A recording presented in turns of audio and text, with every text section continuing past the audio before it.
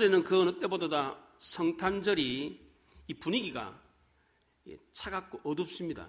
나라가 혼란스럽고 복잡하다 보니까 이 축제 분위기가 좀처럼 생기지를 않습니다. 그러나 하나님이 하나밖에 없는 독생자 예수 그리스도를 이 땅에 보내서 우리 죄를 사하시고 우리를 구원하신 이 사건은 엄연한 사실이기 때문에 우리는 올해도 여전히 어김없이 이 성탄을 사모하는 마음으로 기다리고 있습니다.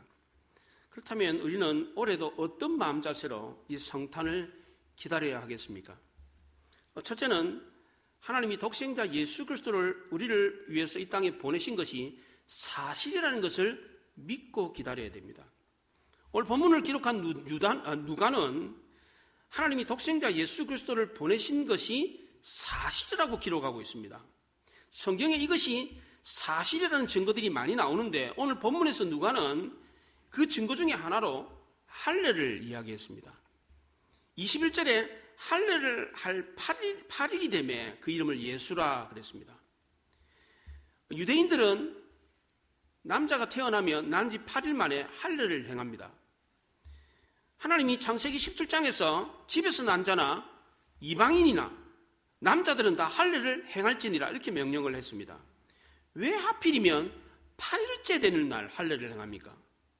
완전 숫자 7일이든 10일이든 이렇게 해야 되는데 왜 하필이면 8일입니까?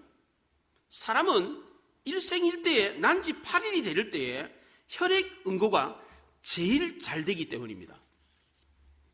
미국 의학협회지에 의하면 난지 8일째 되는 날 프로트롬빈이라고 하는 혈액 응고 단백질 응고 수치가 이 수치가 가장 높아진다고 합니다. 8일째 되는 날. 일생에 딱 한 번 있대요. 이때가. 과학이 발달되지 않았던 시대에 하나님은 이 모든 것을 아시고 난지 8일 만에 할례를 행하게 했습니다. 이것을 보면 성경이 얼마나 과학적인지 알 수가 있습니다. 그래서 많은 과학자들이 성경에 진리가 있다라는 사실을 알고 과학적인 진리가 있다는 것을 알고 성경 속에서 보는 이야기를 통해서 연구를 합니다. 이게 맞다면 한번 연구해 봐야 되겠다. 그래가지고 연구물을 내놓는 경우가 있습니다. 예를 들면 사람의 갈비뼈는 이게 재생이 됩니다. 잘라내도 그냥 쑥 생깁니다. 이게 굉장히 놀랍잖아요. 이게 사람의 갈비뼈를 잘라내도 그냥 생깁니다. 이게 하나님이 남자의 갈비뼈를 빼가지고 여자를 만들었잖아요. 이게 우연이 아니에요. 이게 그 갈비뼈 빼도 아담에게 갈비뼈가 없어진 게 아니에요. 다시 자라나요. 이게 그러니까 성경 속에 과학적인 진리가 있다는 사실을 알고 많은 사람들이 많은 과학자들이 과학으로 성경을 설명하려고 했습니다. 그 대표적인 예가 17, 18세기에 데이즘이라고 하는 자연신론자들입니다. 이들은 이성과 과학으로 신의 존재와 속성을 설명하려고 했습니다. 그런데 믿음이 아니라 이성과 과학으로 신을 증명하려고 하다 보니까 부작용이 생겼습니다. 이성과 과학으로 설명이 안 되는 부분이 성경에 너무 많기 때문입니다. 그래서 결국은 반작용으로 종교와 신을 부정하는 방향으로 흐르게 되었습니다. 처음에는 과학을 통해서 성경을 증명하겠다라고 시작했는데 그리고 증명하려다 보니까 증명이 안 되는 게 너무 많은 거예요. 그러니까 찢어버려서 성경을 찢다 보니까 뭐만 남았어요? 껍데기만 남았어요. 껍데기만. 이렇게 된 이유는 종교와 신은 하나님이 주시는 믿음으로 받아들이는 것이지 인간의 이성과 과학으로 설명하고 증명하는 영역이 아니기 때문입니다. 예수님이 난지 8일 만에 할례를 행하신 것을 보면 성경이 진리의 근거에서 쓰여졌다는 것을 알 수가 있습니다. 또 하나 누가는 사실을 기록하고 있다는 증거로 예수님의 부모 요셉과 마리아가 그 당시에 문화적인 규범을 잘 따랐다고 했습니다. 예수님의 부모 요셉과 마리아는 예수님이 태어난 지 8일 만에 할례를 행했고 모세의 법대로 정결 예식의 날에 예루살렘에 올라갔습니다. 모세의 법의 정결 예식은 산모가 남자아이를 낳으면 40일 동안 부정해서 산모 아이는 집 밖으로 나가면 안 됐습니다. 여자아이를 낳으면 산모 아이는 80일 동안 집 밖으로 나가지 못하게 했습니다. 예수님의 부모 요셉과 마리아는 정결 예식이 끝나는 날에 예루살렘 성전에 올라갔습니다. 성전에 올라간 이유는 두 가지입니다. 첫째는 아기 예수를 위해서 올라갔고, 두 번째는 산모인 마리아를 위해서 올라갔습니다. 첫째, 아기 예수를 위해서는 출애굽기 13장에 나오는 처음 것은 다 내 것이니까 거룩하게 구별하라라고 하는 하나님의 명령을 지키기 위해서였습니다. 사람이든 짐승이든 첫 번째 것은 다 구별해서 하나님께 드려야만 했습니다. 이것은 출애굽할 때 장자 재앙이 있은 때부터 유대인들이, 이스라엘 백성들이 지켰던 규례였습니다. 하나님은 처음 난 것을 장자 재앙 때 모조리 다 죽였습니다. 짐승이든 사람이든 다 죽였습니다. 그런데 이스라엘의 장자들은 어린 양의 피를 문설주와 임방에 발라가지고 죽음을 면했습니다. 이 어린 양의 피로 대속을 받았기 때문입니다. 하나님은 이 어린 양의 이 피로 대속받은 이 장자를 어린 양의 피로 샀기 때문에 이 장자들은 다 하나님의 것이 되었습니다. 예수님의 부모 요셉과 마리아가 아기 예수님을 성전에 드렸다라는 표현이 있는데, 아기를 드렸다 이런 뜻이 아니라 속전금을 드렸다는 뜻입니다. 원래 이스라엘 백성들을 속전하기 위해서, 대신 받기 위해서 이스라엘 장자들 대신에 레위인을 하나님이 장자로 받았습니다. 그래서 레위인 숫자를 세봤는데 273명이 부족했어요. 그래서 이 사람들은 속전금을 받았어요. 5세겔씩. 그래서 법이 생겨서 속전금을 내게 됐습니다. 자기 장자들을 대신해서 하나님께 드려야 되는데, 장자를 드리는 대신에 속전금 5세겔을 드렸습니다. 그거 하기 위해서 요셉과 마리아는 성전에 올라갔습니다. 두 번째 성전에 올라간 이유는 산모를 위해서 번제와 속죄제를 드리기 위해서 올라갔습니다. 번제는 출산에 대한 감사와 헌신의 의미로 가정 형편에 따라서 어린 양을 드리거나 비둘기를 제물로 드리도록 되어 있었습니다. 속죄제는 피 흘리는 이 부정함을 제거하기 위한 정결 의식으로 가난한 사람이나 부한 사람이나 똑같이 비둘기를 제물로 드렸습니다. 요셉과 마리아는 가난한 부부였기 때문에 번제와 속죄제를 위해서 비둘기 한 마리씩, 2마리를 가지고 성전에 올라갔습니다. 레위기 12장에 보면 그 여인이, 이 산모가 어린 양을 바치기에 힘이 미치지 못하면 산비둘기 2마리나 집비둘기 새끼 2마리를 가져다가 하나는 번제물로, 하나는 속죄 제물로 삼을 것이요 제사장은 그를 위하여 속죄할지니 그가 정결하리라, 이렇게 말을 했습니다. 그 당시에 비둘기 값은 어린 양의 10분의 1도 미치지 못했습니다. 하나님은 가난하다고 해서 예배를 드리지 못하는 일이 없도록 하기 위해서 제물을 이렇게 차별을 뒀습니다. 가난한 사람은 좀 싼 제물 가져와서 드려도 되도록 했습니다. 그러나 중요한 사실은 아무리 가난하다고 할지라도 빈손으로 제사를 드리도록 하지는 않았습니다. 왜냐하면 제물이 없으면 제사를 드릴 수 없었기 때문입니다. 그렇다면 오늘날 헌금할 돈이 없으면 예배당에 예배 드리러 못 가는 겁니까? 이사야 55장 1절에 오라 너희 목마른 자들아 물러나오라, 돈 없는 자도 오라, 너희는 와서 사 먹되 돈 없이 값없이 포도주와 젖을 사라고 했습니다. 돈 없이 값없이 포도주와 젖을 사라고 했으니까 돈 없이 와도 된다, 이런 뜻입니까? 돈 없이 값없이 와서 포도주와 젖을 사라고 했던 것은 구원의 은총은 돈으로 살 수 없는 것이었기 때문입니다. 또한 이 값을 그리스도께서 대신 치르셨기 때문입니다. 사람들이 이렇게 귀한 가치를 위해서는 돈을 지불하지 않으면서 엉뚱하게 가치도 없는 것을 위해서는 돈을 펑펑 썼습니다. 그래서 이사야서 55장 2절 바로 다음 절에, 그 2절에 너희 어찌하여 양식이 아는 것을 위하여 은을 달아주며 배부르게 하지 못할 것을 위하여 수고하느냐, 이렇게 말했어요. 별로 중요하지 않은 것을 위해서는 돈을 펑펑 쓰면서 정말 중요한 영원한 가치를 위해서는 돈을 쓰지 않는다는 겁니다. 하나님이 우리에게 베푸신 이 놀라운 구원의 은총을 아는 사람은 값없이 돈 없이 나와서 예배를 드릴 수가 없습니다. 그렇게 하라고 해도 그렇게 할 수가 없어요. 아무리 가난한 사람이라고 할지라도 하나님이 주신 것이 있습니다. 없으면 없는 대로, 적으면 적은 대로 하나님 앞에 드리면 되는 것입니다. 아프리카의 선교사로 유명한 리빙스톤이라고 하는 사람이 있습니다. 이 사람이 어린 시절에 헌금 시간에 헌금이 없어가지고 헌금 드리는데 걸어 나와가지고 헌금 상자 위에 앉았어요. 그래서 헌금위원들이 왜 너는 여기 앉았냐 그랬더니 저는요 헌금할 돈이 없어가지고 절을 드리려고 여기 앉았어요, 그랬어요. 하나님이 그 중심을 보시고 이 리빙스톤을 받으셔서 아프리카의 위대한 선교사로 쓰셨습니다. 하나님은 우리가 헌신한 만큼 쓰십니다. 요셉과 마리아는 예수님을 낳을 때 매우 가난했습니다. 만삭의 몸으로 호적하기 위해서 유대 베들레헴에 내려왔는데 돈이 없어가지고 여관을 찾지를 못했습니다. 그런데도 성전에 올라갈 때는 빈손으로 올라가지 않았습니다. 요셉과 마리아는 그 당시에 문화적인 규범을 잘 따랐습니다.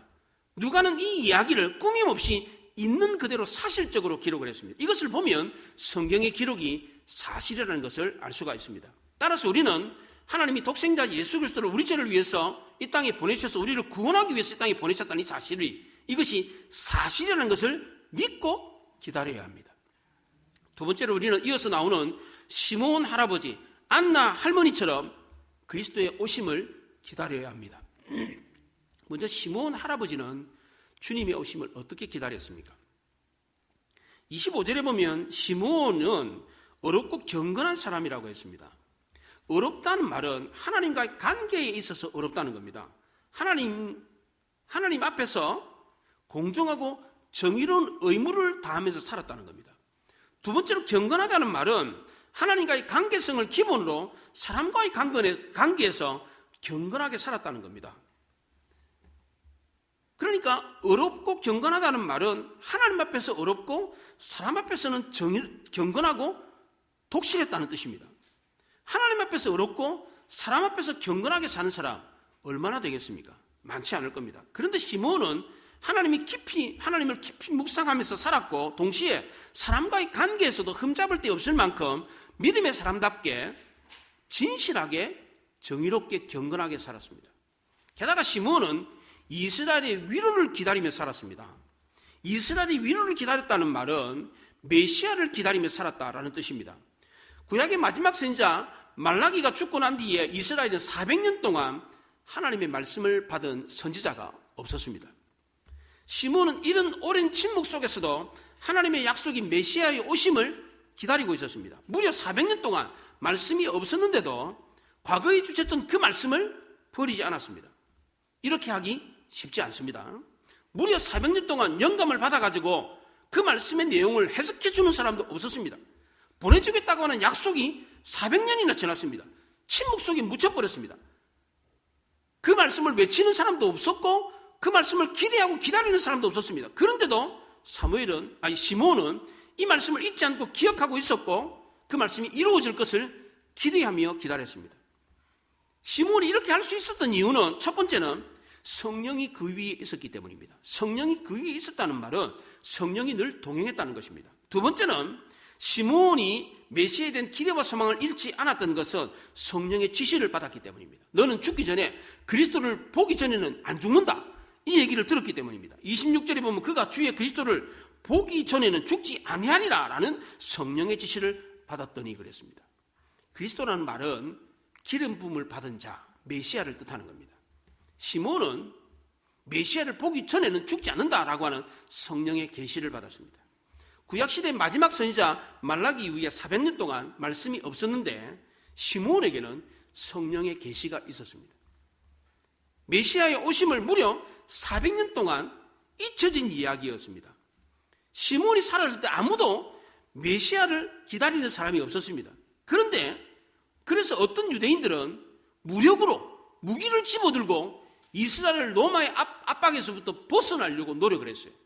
무력으로 그리스도가 와가지고 메시아가 와가지고 나라를 해방시켜 줘야 되는데 그게 이제 400년이 지나노니까 이게 없던 일이구나, 이게 안 되는 거구나 라고 생각하고 무력으로 나라를 회복하려고 하는 사람들이 있었습니다. 그러나 시므온은 그렇지 않았습니다.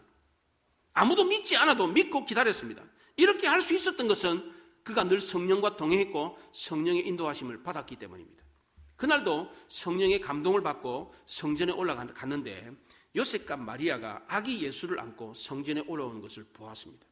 시므온은 남노한 옷차림에 이 가난한 부부가 안고 있는 아기가 바로 메시아라는 사실을 알았습니다. 그 이유는 그가 나이가 많아서 사람 보는 눈이 있었기 때문이가 아니라 성령께서 알게 하셨기 때문입니다. 요셉과 마리아는 아무도 주목하지 않는, 별로 눈에 띄지 않는 사람들이었습니다.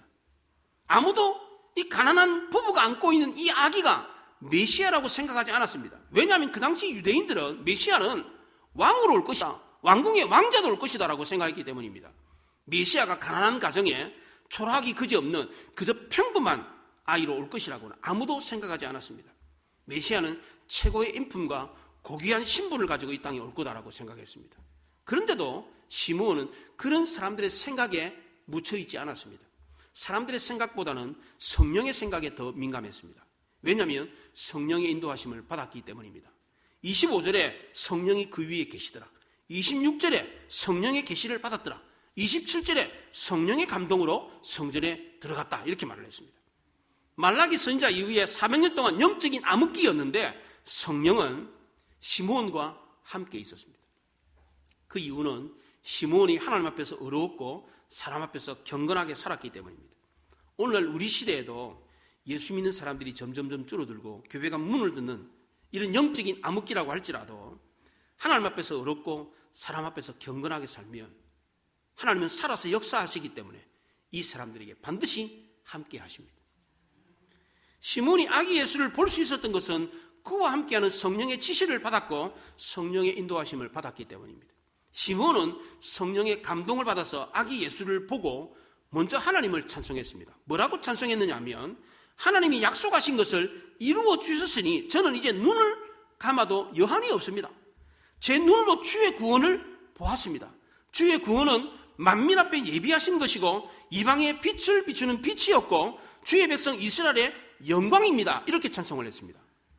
사도 요한도 이런 놀라운 구원의 감격을 경험하고 요한일서 1장 1절에서 이렇게 노래를 했습니다. 태초부터 있는 생명의 말씀에 관하여는 우리가 들은 바요, 눈으로 본 바요, 자세히 보고 우리 손으로 만진 바라 그랬습니다. 하나님의 구원이 얼마나 놀랍고 감격스럽고 확실했으면 귀로 들었고 눈으로 보고 손으로 만졌다, 이렇게 말을 했습니다. 시므온은 그렇게 오랜 세월 동안 기도하고 기다렸던 소원이 성취되었기 때문에 감격스러웠습니다. 그렇게 오랫동안 아무도 안 기다리는데 자기만 하나님이 오실 것을, 메시아를 보내줄 것을 기다리는데 드디어 그 메시아를 만났기 때문에 감격스러웠습니다. 그래서 주의 구원이 하늘 위에 높이 올리며 주의 영광이 온 세계 위에 임하였도다, 이렇게 노래를 했습니다. 가스펠성에 내가 만민 중에라고 하는 노래가 있습니다. 이 노래 한번 같이 불렀으면 좋겠는데 반주자 어디 갔어요? 네, 가사 띄워주시고 이거 마지막 찬송도 이걸로 불렀으면 좋겠습니다. 잘 모르시더라도 악보를 보면서 한번 같이 불러보겠습니다. 내가 만민 중에 오 주께 감사하며 주님을 찬양하리 열방 중에서 주의 인자는 커서 하늘에 미치고 주의 진리는 넓은 궁창에 이르나니 하늘 위에 주는 높이 들리며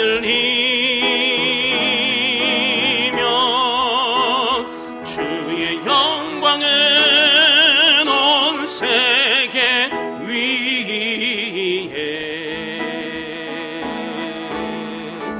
하늘 위에 주는 높이 들리며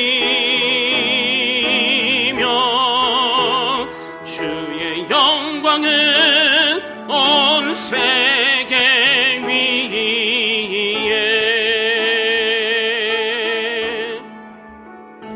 내가 만민 중에 오 주께 감사하며 주님을 찬양하리 열방 중에서 주의 인자는 커서 하늘에 미치 진리는 넓은 궁창에 이르나니 하늘 위에 주는 높이 들리며 주의 영광은 온 세계 위에 하늘 위에 주는 높이 들리며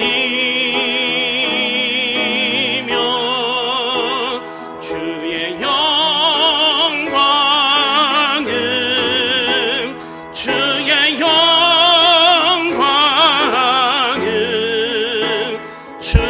영광은 온 세계 위에. 사무엘 할아버지가 너무 감격스러워서 하늘의 영광이 가득 차고 그 영광이 온 땅의 열방 가운데 가득하다, 이렇게 노래를 했습니다. 이 얘기를 들었을 때 요셉과 마리아는 깜짝 놀랐어요. 요셉과 마리아 부부는 예수님을 낳기 전에 이미 천사를 통해 가지고 여러 얘기를 들었어요. 너가 성령으로 잉태됐다. 친척들을 통해서도 마리아가 잉태한 건 하나님의 아들이라는 사실을 전해 들었습니다. 그런데도 마음 한구석에 여전히 아직도 의구심이 있었어요. 정말 성령께서 나를 잉태하셨을까? 나는 남자와 관계를 맺은 적이 없는데 정말 성령께서 나를 잉태하게 하셨을까? 내가 잉태한 이 아이가 정말 하나님의 아들이 맞을까? 이런 의구심이 있었습니다. 그런데 한 번도 본 적이 없는 웬 할아버지가 와가지고 아이를 보면서 이 아이를 통해서 세계 만방 가운데 하나님의 영광이 드러났도다, 하나님의 구원이 충만해졌도다, 이런 얘기를 하니까 또 한 번 더 깜짝 놀랐습니다.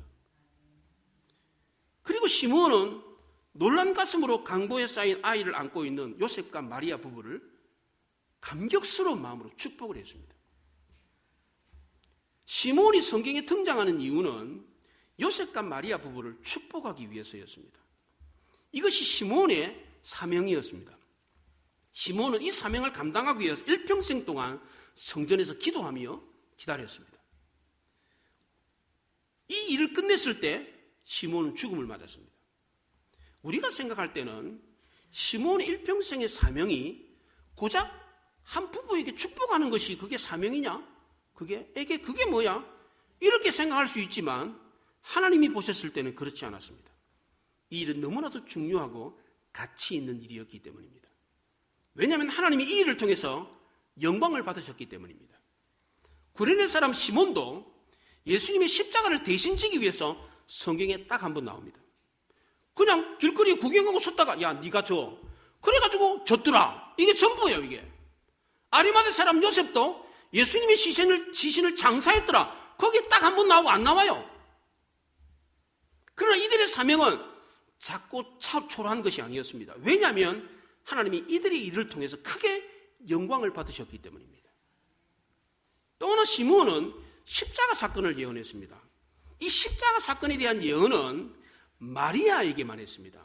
34절과 35절에 보시면 그 어머니 마리아에게 말하여 이르되 보라, 이는 이스라엘 중 많은 사람을 패하거나 흥하게 하며 비방을 받는 표적이 되기 위하여 세움을 받았고 또 칼이 내 마음을 찌를 듯 하리니 이는 여러 사람의 마음의 생각을 드러내려 함이니라 그랬습니다. 마리아에게만 말했던 이유는 예수님이 십자가에 못 박혀 죽었을 때는 요셉이 죽을 수 없었기 때문입니다. 십자가 밑에 요셉은 없었어요. 마리아만 있었기 때문입니다. 그래서 시몬은 이 마리아에게만 이 예언을 해주었습니다. 이 아기는 비방을 받는 표적이 되기 위해서 세움을 받을 거다. 여기 비방을 받는 표적이라는 말은 십자가를 뜻하는 겁니다. 십자가에 달리게 될 것인데 이것은 칼이 내 마음을 찌르는 듯한 아픔이 될 거다, 이렇게 말을 했습니다. 칼이 살을 찌러도 아픈데 칼이 아픔을 느끼는 마음을 찔렀으니까 얼마나 아프겠습니까? 하나님이 마리아에게 이런 아픔을 갖게 하신 이유는 여러 사람의 마음의 생각을 드러내려고 했기 때문입니다. 하나님은 스스로 어렵다고 자부하는 교만한 사람들의 속마음까지도 드러내게 하기 위해서 이 아픔을 주었습니다. 그렇게 완고하고 교만한 마음조차도 드러내서 정죄함으로 회개에 이르도록 하기 위해서 하나님은 어쩔 수 없이 마리아에게 칼이 마음을 찌르는 듯한 아픔을 줄 수밖에 없었습니다. 칼이 마음을 찌르는 듯한 이 아픔을 마리아만 겪은 게 아닙니다. 하나님 아버지도 동일하게 이 마음을 겪으셨고 이보다도 더 큰 아픔을 겪으셨습니다. 하나님은 이렇게 아픈데도 불구하고 사람들의 악한 마음을 정죄해서 드러내서 회개에 이르게 하셨습니다. 이런 아픔과 고통을 참고 보내신 분이 바로 그의 아들 예수 그리스도였습니다. 또 한 사람, 한 안나 할머니가 주님의 오심을 어떻게 기다렸는가를 말하고 있습니다. 이 안나 할머니는 시므온 할아버지보다 훨씬 더 오래 기다렸습니다. 이 할머니는 남편과 결혼해가지고 7년을 살고 사별했습니다. 그래서 우리 개역성경 오늘 본문 37절에 보면 과부가 되고 84대가 되었더라 그랬습니다. 그런데 우리 지금 갖고 있는 성경 바로 앞 성경 개역 한글 성경에는 과부가 된 지 84년이라 이렇게 번역을 했습니다. 그럼 어느 말이 맞습니까? 과부가 되어서 지금 나이 83세가 되었다, 이게 맞습니까? 아니면 과부가 된 지 84년이 되었다, 이게 맞습니까? 37절에 보세요. 과부가 되고 84세가 되었더라. 이 말은 지금 과부가 되어가지고 지금 나이가 84세다 이런 뜻입니다. 그런데 원문에 이 단어는 뭐뭐까지라고 하는 뜻도 되지만 뭐뭐 동안이라고 하는 뜻도 됩니다. 두 가지로 다 해석될 수가 있습니다. 그래서 옛날 번역이 더 의미에 가깝기 때문에 많은 학자들은 과부가 된 지 84년이 되었다 이렇게 번역을 했습니다. 게다가 36절 중반절에 보면 나이가 매우 많았더라 그랬습니다. 84세가 내 나이가 매우 많은 겁니까? 사도 요한은 90세 이상을 살았습니다. 100세 가까이 살았습니다.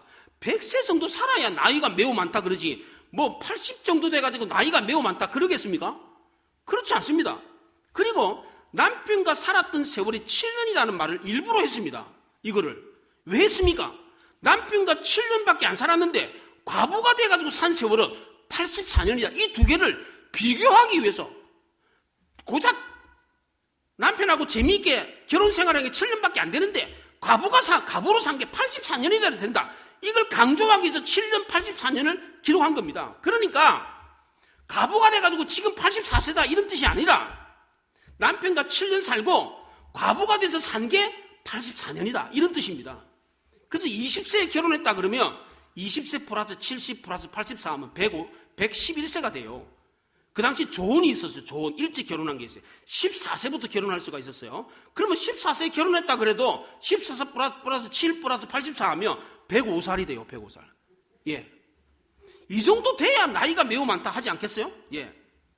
안나 할머니는 100년이 넘는 오랜 세월 기간 동안 메시아를 기다리며 성전에서 금식하며 기도했습니다. 요한복음 5장에 38년 된 중풍병자 이야기가 나옵니다. 이 사람은 38년 동안 병상에 누워 있었습니다. 38년 누워 있었다 이 말은 고칠 수 없는 불치병에 걸렸다는 말입니다. 38년은 단지 38년을 말하는 것이 아닙니다. 이스라엘 백성들이 광야에서 방황하면서 다 죽기까지 딱 38년 걸렸습니다.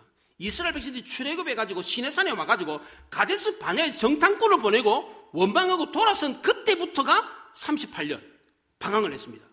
딱 정확하게 광야에서 이스라엘 백성들이 다 죽기까지 38년 걸렸습니다. 그래서 38년은 죽음의 세월과 같습니다.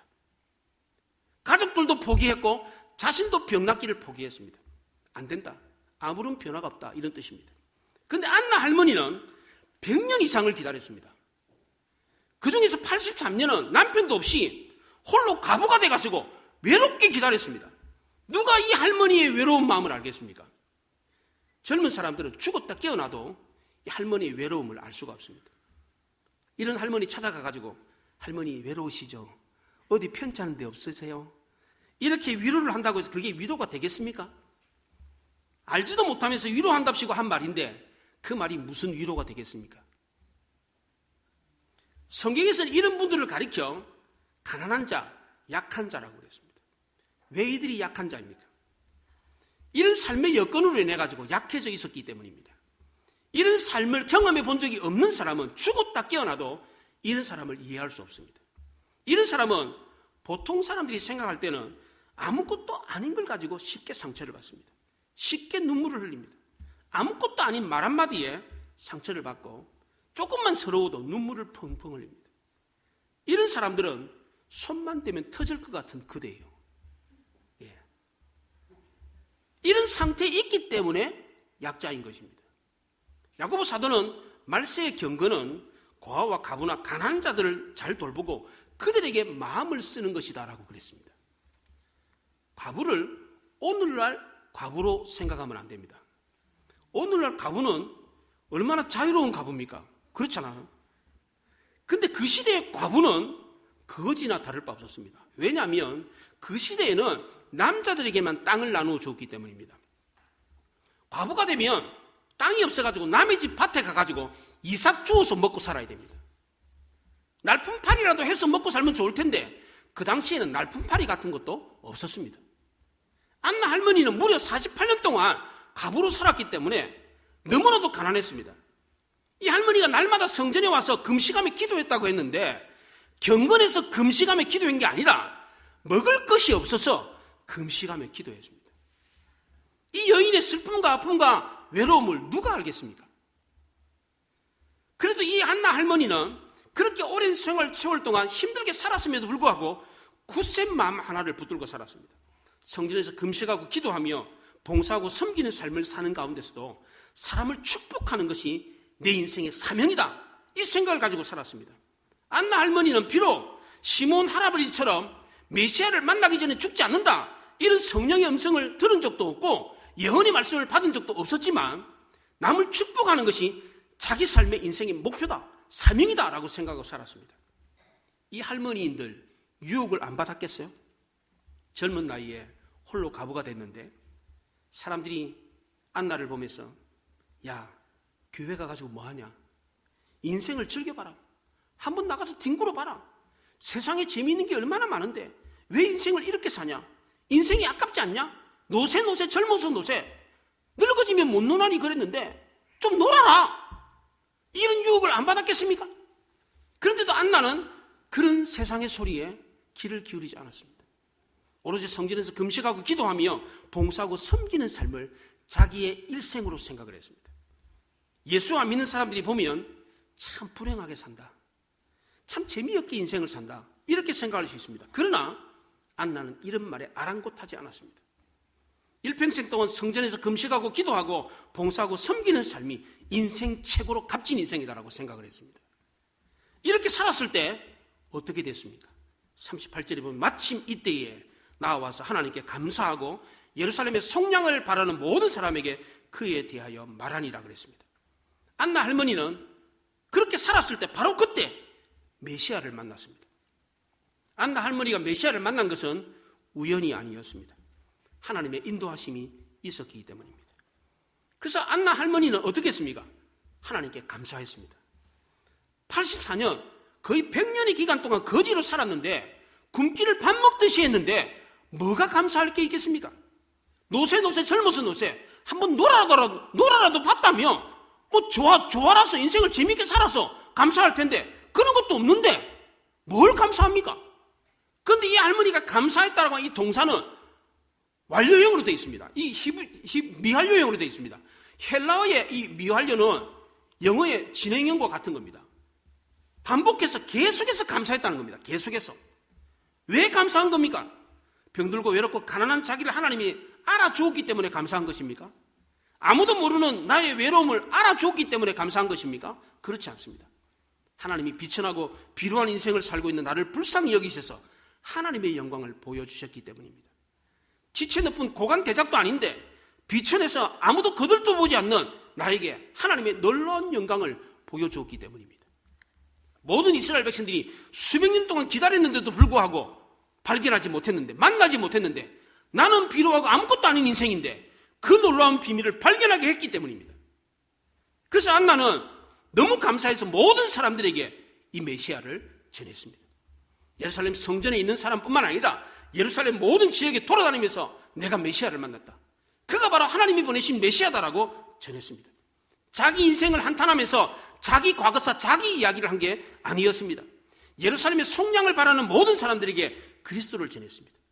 아기 예수를 보고 그가 바로 하나님이 보내신 메시아라는 사실을 알고 그 놀랍고 감격스러워서, 너무나도 감격스러워서 예루살렘의 모든 사람들에게 이 사실을 전했습니다.